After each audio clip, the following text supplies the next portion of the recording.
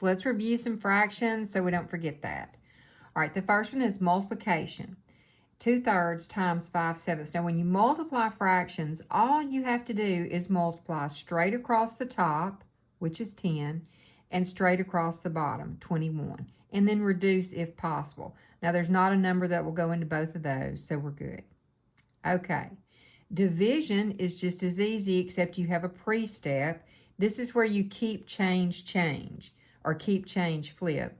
So you're going to keep 2/3 just like it is. You're going to change division to multiplication, and then you're going to flip this one. Now you have multiplication, so you're doing just like you did up here. Straight across the top gives you 14, straight across the bottom gives you 15, and no reducing possible. Okay, now for addition. This is where it gets harder. If you have two fractions that have the same denominator, then you're good to go. You just add the numerators, the ones on top. 3 plus 2 is 5. Now, you do not add denominators.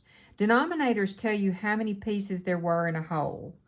So what this scenario would be is if I had a pizza and I cut it into 7 total pieces, and then there's 3 left on somebody's plate and 2 left on somebody else's plate, how much of the total is there left? So there's 5/7. Do not change the denominator when you're adding. All right, now this one I'm adding, but I don't have a common denominator. So what I need to do is I need to think of a number that both of these numbers will go into.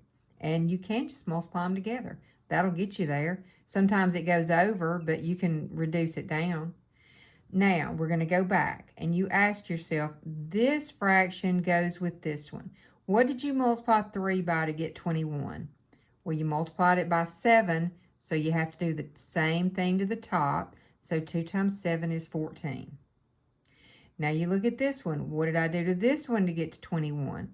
Well, I multiplied it by 3, so I have to multiply the top by 3. So now I have 15.